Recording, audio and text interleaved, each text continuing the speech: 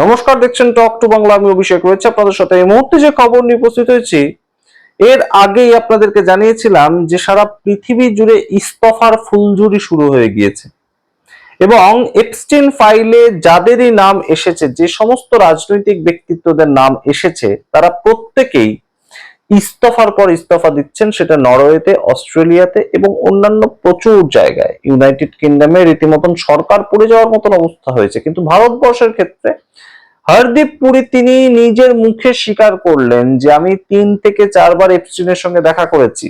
পবন খেরা কংগ্রেসের পক্ষ থেকে প্রেস কনফারেন্স করে বললেন যে হরদীপ পুরী সম্পূর্ণ মিথ্যে বলছেন। তিনি 2014 সালেই বহুবার 9 বার দেখা করেছেন এপস্টিনের সঙ্গে। তো সেই জায়গায় একদম সরাসরি প্রমাণ যার বিরুদ্ধে রয়েছে, হরদীপ পুরী এখনো পর্যন্ত কেন ইস্তফা দিচ্ছে না, এটা বিজেপির অন্দরে এই মুহূর্তে বড় বড় নেতা তাদের মধ্যে একটা তফাৎ তৈরি হয়েছে নরেন্দ্র মোদীর সঙ্গে। অবশ্যই এই মুহূর্তে বড় সড় প্রেক্ষাপট। এবং আপনাদেরকে জানাই, এতদিন পর্যন্ত তো শুধু ইস্তফা হয়েছিল, এবার কি হয়েছে বলুন তো? একদম ব্রিটেনে কিং চার্লস, তার ভাই প্রিন্স অ্যান্ড্রিউ, তাকে ব্রিটেনের পুলিশ সরকার গ্রেপ্তার করেছে এপস্টিনের সঙ্গে তার কোনো একটা লিঙ্কের জন্য। কোনো একটা লিঙ্ক তারা খুঁজে পেয়েছে এবং সেই লিঙ্কের ভিত্তিতে কিং চার্লস তার নিজের ভাই প্রিন্স অ্যান্ড্রিউ, তাকে গ্রেপ্তার করেছে ব্রিটেনের প্রশাসন। এবং এই মুহূর্তে হরদীপ পুরী এখনো পর্যন্ত ইস্তফা দেওয়ার কথাই তাকে কেউ বলতে পারছে না বিজেপি সরকারের মধ্যে। এই হচ্ছে ভারতবর্ষের এই মুহূর্তের সম্পূর্ণ চালচিত্রটা। আপনাদের সামনে ব্যাখ্যা করব এই মুহূর্তে বিজেপির অন্দরে, গুজরাট লবির অন্দরে কিভাবে একটা দূরত্ব তৈরি হয়েছে এই হরদীপ পুরী ইস্তফা দেবেন কি দেবেন না সেটা নিয়ে। এবং নরেন্দ্র মোদী, যিনি একদম রাতারাতি গুজরাট লবির মাধ্যমে আমরা দেখতে পেয়েছি জগদীপ ধনখড়কে রাতারাতি ইস্তফা করিয়ে দিতে পারেন, ইস্তফা দিয়ে দেয় জগদীপ ধনখড়, এতটাই ত্রাস তারা তৈরি করতে পারেন। তো সেই নরেন্দ্র মোদী কেন এতটা ভয় পাচ্ছেন হরদীপ পুরীর মতন একজন মানুষ, যিনি প্রাক্তন আইএএস অফিসার, যার পলিটিক্যাল বিশাল যে একটা ব্যাকগ্রাউন্ড রয়েছে, প্রচুর ভোট ব্যাংক রয়েছে, তেমনও নয়। তিনি প্রাক্তন আইএএস অফিসার ছিলেন এবং তাকে এতটা কেন ভয় পাচ্ছে নরেন্দ্র মোদী সরকার, সমস্তটা বিস্তারিত ব্যাখ্যা করব আপনাদের সামনে, বিভিন্ন আঙ্গিক তুলে ধরব। তার আগে অবশ্যই টক টু বাংলা ইউটিউব চ্যানেলকে সাবস্ক্রাইব করবেন এবং অবশ্যই আর্থিক সাহায্য করার জন্য থ্যাঙ্কস বাটন ক্লিক করে আপনারা আর্থিক সাহায্য করতে পারেন টক টু বাংলাকে। এই মুহূর্তে আপনাদেরকে জানাই যে হরদীপ পুরী, তাকে নিয়ে যে দুটো পার্টে ভাগ হয়ে গিয়েছে এই মুহূর্তে ভারতীয় জনতা পার্টি, তার প্রমাণ স্বরূপ আপনাদেরকে কি বলতে পারি? প্রমাণ স্বরূপ আপনাদের বলতে পারি, নরেন্দ্র মোদী এবং এই মুহূর্তে অমিত শাহ, তাদের দুজনকে একসাথে কোনো অনুষ্ঠানেই দেখা যাচ্ছে না। এটা একটা খুব বড় সড়ো আপডেট কিন্তু এই মুহূর্তে ভারতীয় জনতা পার্টির মধ্যে উঠে আসছে। তারা দুজন দুজনের মতন পথ বেছে নিয়েছেন, দুজনেই বিজেপির ভালো করার চেষ্টা করছেন। অমিত শাহ পশ্চিমবঙ্গে এসে বসে আছেন, নরেন্দ্র মোদী বিভিন্ন জায়গায় সভা করছেন, কিন্তু অবশ্যই এই মুহূর্তে কোথাও গিয়ে একটা দূরত্ব তৈরি হয়েছে এবং সেই দূরত্বটা হরদীপ পুরীকে নিয়েই। হরদীপ পুরী একটা গলার কাটা হয়ে গিয়েছেন। যখন ভারতীয় জনতা পার্টি এবং তাদের যে সদর দপ্তর, জেপি নাড্ডা থেকে শুরু করে রাজনাথ সিং এর মতো মানুষজন চাইছেন যে হরদীপ পুরী ইস্তফা দিয়ে দিন, কারণ বিরোধীরা 9ই মার্চ যখন সংসদ খুলবে সেটা নিয়ে তোলপাড় করবে। এবং যে হরদীপ পুরীর বিরুদ্ধে এই ধরনের অভিযোগ এনেছেন সম্পূর্ণ পবন খেরা, তিনি কেন এখনো ইস্তফা দিচ্ছেন না, এটা প্রশ্ন উঠছে এবং শাসক দলের পক্ষ থেকেই প্রশ্ন উঠছে।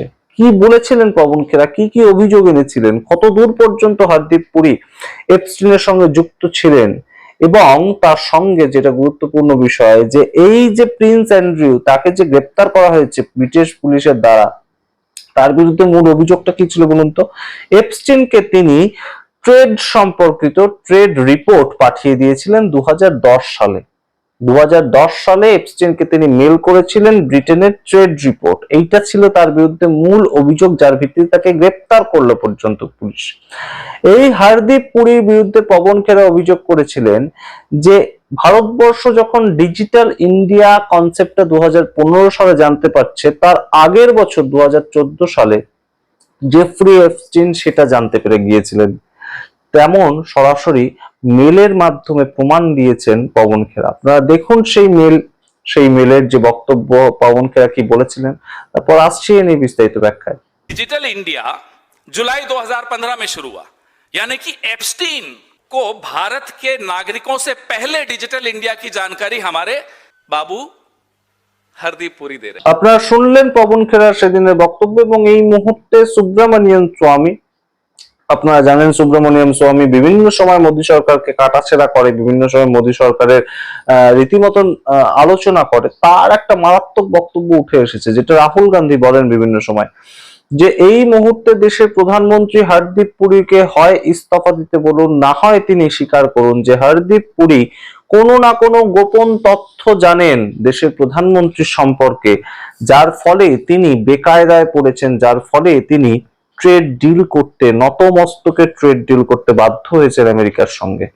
এবং এপস্টিন ফাইল কিন্তু এখনো সম্পূর্ণটা বেরোয়নি। আপনাদেরকে মনে করাই, এপস্টিন ফাইলের কিছু অংশ এফবিআই সবে বের করেছে। এফবিআই বলতে আমেরিকার যারা তদন্তকারী সংস্থা, তারা বের করেছে। এখনো পর্যন্ত সম্পূর্ণ ফাইলটা বেরোয়নি, এবং সম্পূর্ণ ফাইলটা বেরোলে আরো কার কার নাম আসবে, কি কি প্রেক্ষিত, এই মুহূর্তে মারাত্মক কিছু সম্ভাবনার কথা উঠে আসছে। এবং সেখান থেকেই এই মুহূর্তে সরাসরি একদম হরদীপ পুরীর ইস্তফা, সেটা একটা বড়সড় প্রেক্ষিত হয়ে দাঁড়িয়েছে বিজেপির মধ্যেই একদম দ্বন্দ্ব তৈরি হওয়ার জন্য, বিজেপির মধ্যেই দুটো পার্ট হওয়ার জন্য। এই প্রেক্ষিতটা কিন্তু অবশ্যই একটা উল্লেখযোগ্য জায়গা। এবং অবশ্যই এই মুহূর্তে যেখানে বিভিন্ন রাজ্যে ভোট রয়েছে, কেরালা, তামিলনাড়ু, পশ্চিমবঙ্গ, আসাম, বিভিন্ন রাজ্যে ভোট রয়েছে, সেখানে বিজেপিকে কিন্তু আরো একটু ইউনাইটেড থাকার দরকার রয়েছে বলে মনে করছেন রাজনৈতিক মহল। কারণ এই মুহূর্তে কেরালা বা তামিলনাড়ুতে তারা তেমন দাঁত ফোটাতে না পারলেও পশ্চিমবঙ্গের ক্ষেত্রে লড়াইটা কিন্তু তাদের হাতে এখনো পর্যন্ত আছে, যেহেতু তারা সেকেন্ড পজিশনে রয়েছে।